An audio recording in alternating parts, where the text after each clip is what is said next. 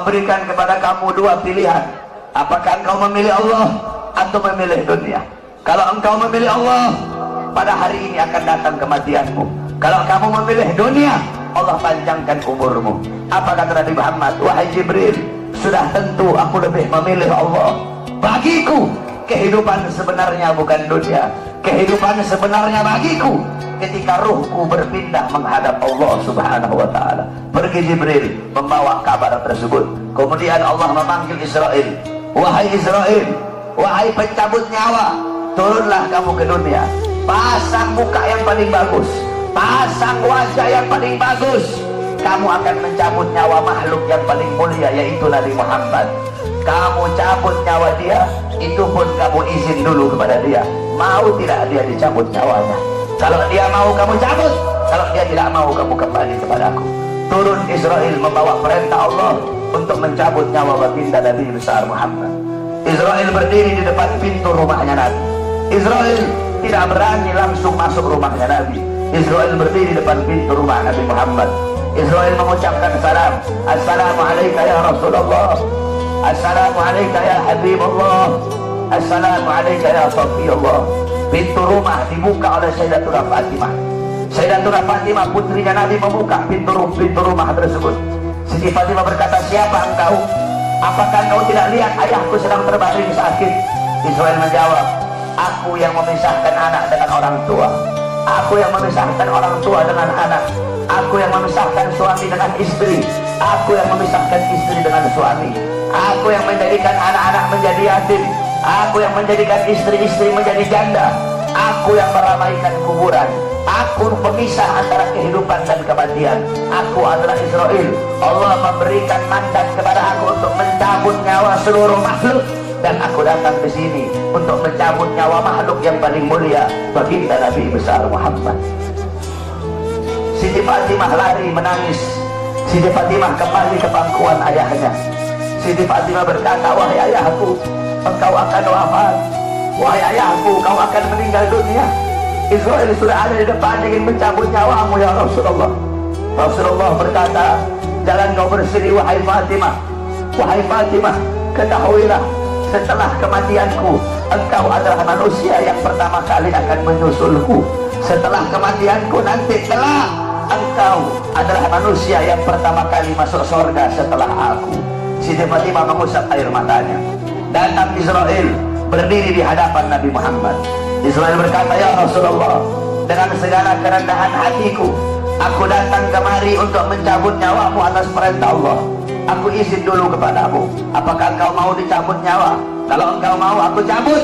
Kalau engkau tidak mau, aku kembali kepada Allah subhanahu wa ta'ala.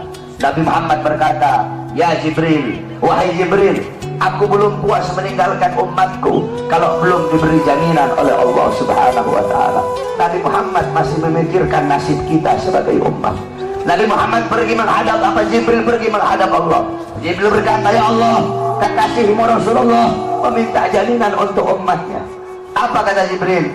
Ya Rasulullah, ya Allah, kekasihmu meminta jaminan untuk umatnya.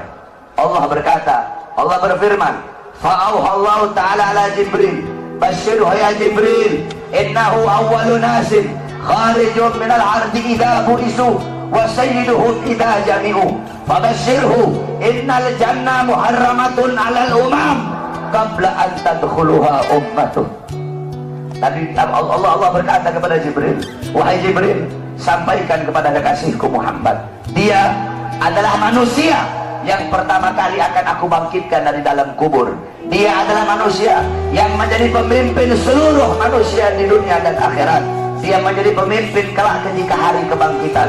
Dan sampaikan kepadanya, jaminan dariku, surga aku haramkan untuk dimasuki oleh umat manapun sebelum surga dimasuki oleh umatnya. Turun Jibril bawa wahyu tersebut. Rasulullah berkata, al-an qarrat aini, sekarang aku senang, sekarang aku puas. Cabutlah nyawaku wahai Israel. Dicabut nyawa Nabi Muhammad SAW. Ketika dicabut nyawa Nabi Muhammad mendesak. Nabi Muhammad berkata, kata, dicabut lagi nyawa Nabi Muhammad. Nabi Muhammad berkata, Nabi Muhammad merasakan sakit. Di sebelah kanannya Nabi ada sebuah cawan berisi air. Nabi Muhammad letakkan tangannya di cawan tersebut. Beliau usap air keringat yang keluar dari wajah beliau. Kemudian beliau berkata, wahai Israel, apakah seperti ini rasa sakit dicabut nyawa? Israel berkata, iya ya Rasulullah, seperti itulah rasa sakit dicabut nyawa. Nabi berkata, apakah rasa sakit seperti ini juga yang nanti bakal dialami oleh umatku? Apakah rasa sakit seperti ini yang nanti bakal umatku rasakan, wahai Israel? Israel berkata, ya Rasulullah, rasa sakit seperti itulah yang nanti bakal dialami oleh umatmu. Rasa sakit seperti itulah yang nanti bakal dirasakan oleh umatmu. Mendengar itu Nabi Muhammad menangis. Nabi Muhammad mengangkat tangan. Doa terakhirnya Nabi Muhammad, harapan terakhirnya Nabi Muhammad, doa yang menutupi wafatnya Nabi Muhammad SAW. Beliau mengangkat tangan dan berdoa, Allahumma khaffif ala ummati fi sakratil maut. Ya Allah, ringankanlah sakratul maut umatku. Ya Allah, permudahkanlah sakratul maut umatku. Aku nabi mereka, aku pemimpin mereka, aku penanggung jawab mereka, ya Allah. Biar aku menanggung seluruh rasa sakit sakratul maut umatku. Biar aku menanggung beban penderitaan rasa sakit mereka, ya Allah. Umatku tidak akan kuat, mereka tidak akan sanggup, ya Allah. Biar aku Muhammad menanggung rasa sakit sakratul maut umatku. Apa yang telah kau lakukan untuk Nabi Muhammad? Apa yang telah kau korbankan untuk Nabi Muhammad? Nabi Muhammad berjuang untuk kalian. Nabi Muhammad menanggung rasa sakit sakratul maut kalian. Karena begitu cinta beliau kepada kalian sebagai umat.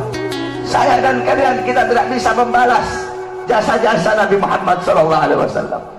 Sekalipun kalian merangkak dari rumah kalian menuju kuburnya Nabi Muhammad, kalian tidak akan bisa membalas jasa-jasa Nabi Muhammad SAW.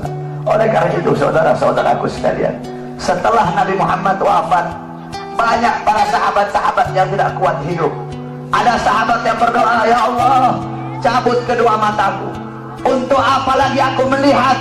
Nabi sudah wafat, cabut kedua mataku. Aku tidak lagi mau melihat selain memandang wajah Nabi Muhammad. Ketika itu juga dia dibutakan oleh Allah Subhanahu wa Ta'ala. Ada yang angkat tangan, ya Allah, cabut nyawaku. Aku tidak lagi mau hidup. Untuk apa aku hidup? Nabi Muhammad sudah wafat, cabut nyawaku, ya Allah. Ketika itu juga Allah cabut nyawanya. Kemudian ada seorang perempuan, ada seorang wanita, qalat li Aisyah,